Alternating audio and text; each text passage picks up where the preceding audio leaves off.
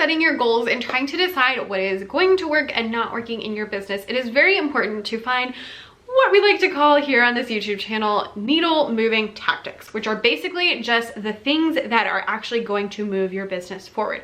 So today we're going to talk about a question that I've gotten many times, and that is, how do you actually find the needle moving tactics for your business? So if you are interested in that, then let's hop right in. All right, so this video, I'm crossing my fingers, is going to be pretty short because I keep saying that and then they're like not short, but this one should be short. I only have 3 things to talk about. The 3 things that you can do to find your needle moving tactics.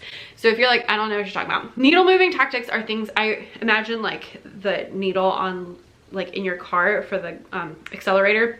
What do you call that thing? I don't know. I'm not good at cars. But as you get faster, the needle moves. So same kind of thing for your business. What are the things that are going to move your business faster? So that's what I call needle moving tactics. These are the very specific things that you need to do in order to accomplish your goals. So if you didn't see our goal setting video, I will leave the link down below. Definitely check that out. But basically, as you set your goals, you need to have like all the different things that are going to actually help you achieve your goals, which are your needle moving tactics. 3 things we're going to talk about for finding your needle moving tactics. Very simple, very easy. Number 1 is you want to look at your products, and with your products, you're going to want to look at 3 different things. Number 1 is what is selling the most. So how many units sold. Number 2 is what is making the most money, because they're not always the same. And number 3 is what has the best conversion rate. So with that, if you have, I have a phone somewhere over here. So if you are here, I'm assuming you are a Teachers Pay Teachers author. If you're not, that's okay. Hello, we're talking here about a website called Teachers Pay Teachers. It's kind of like Etsy, but for teachers, and they're all like digital things. But on your app, you can see, let me show you this. If you have the Teachers Pay Teachers app, you can go to your dashboard. I've only made $8 because we're in the week in between Christmas and New Year's. And if you were wondering, no, I don't make any money. Nobody does. And if you go to the last sale, then you can see in the last 30 days, how many you have sold the most of. So it sorts by like the most sold. The reason this is important is because you can see what people are purchasing. So we're in that like in between Christmas and New Year's. So my most sold product was my 12 days of Christmas activity and PowerPoint. It's super simple. I made it like 2 years ago. It still sells the most, and I sold 91 of them. That's good to know. Now, obviously, that's not useful all year round because we're in Christmas, so all of these are Christmas resources. But on the actual computer, you can sort through like the whole year so that you can see better what is happening. Now, the reason this isn't, I wanted to specify what's selling the most versus what's making you the most money is because my 12 days of Christmas PowerPoint sold 91 and made $336 in a month. Yes. But my Christmas in the Music Room bundle sold 18 and made $549. So you want to kind of split those up into what is selling the most and then also what is making you the most money, because they're not always the same. They might be the same, but they're not always the same, because you might have products that are more expensive and they make you more money even if you don't sell as many. These are important because when you look at these and you see these, then your new needle moving tactics would be to make similar products or to get more traffic to those products. We'll talk about that in a second. Now let's scroll to something that's not Christmas related. So my first non-Christmas related thing is my book-based music lessons bundle. Okay. That's like the next thing after I scroll through all the Christmas that's been selling in the last month. So I know that my book-based music lessons bundle does very well, which means that I now know if I'm looking for new products, a good idea would be to make a product based on a book, because I know that those sell well. The next one under that is my John Williams Google Slides presentation.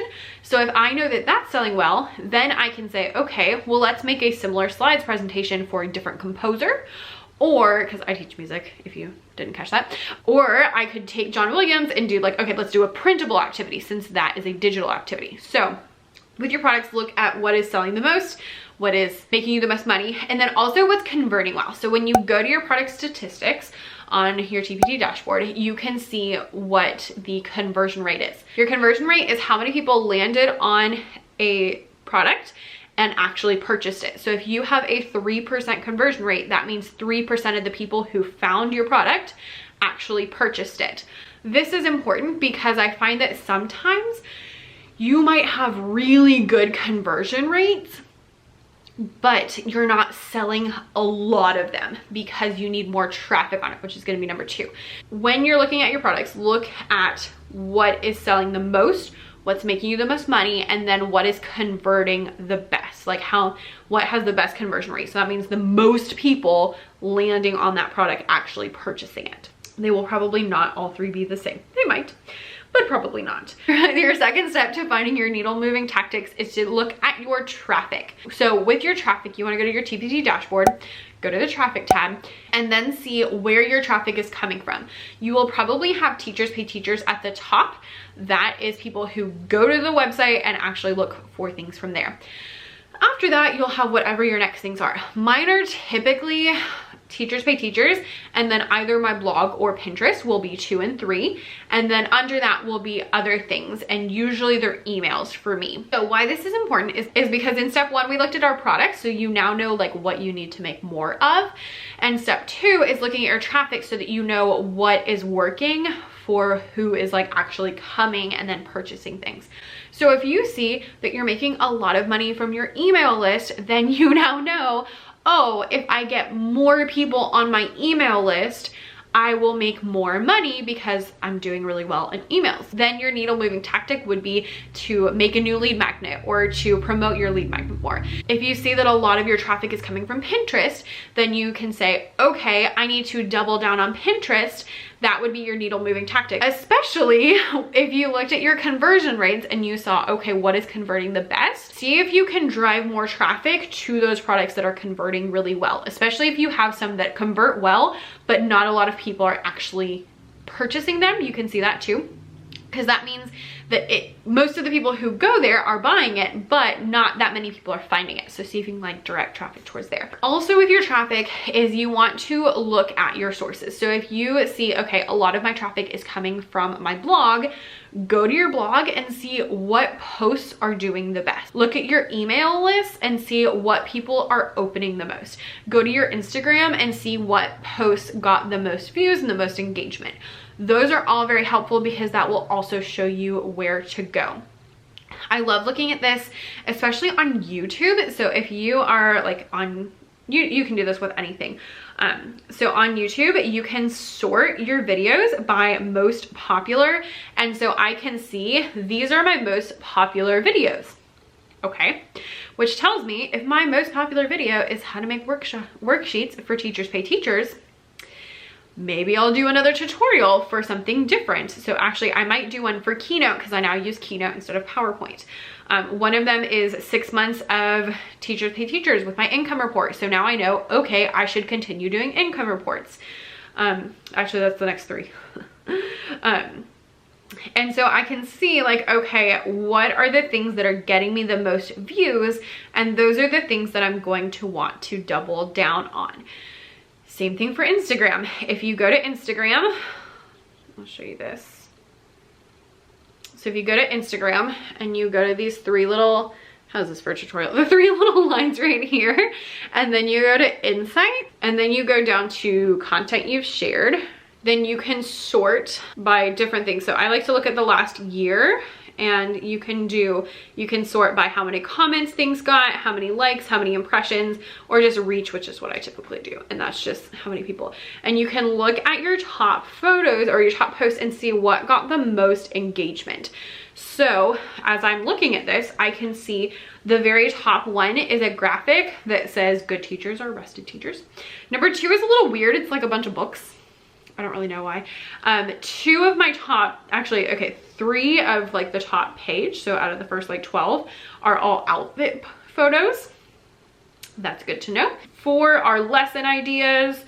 1 is a free, 2 are freebies. And then this one is actually something I posted yesterday, and it is just talking about my book.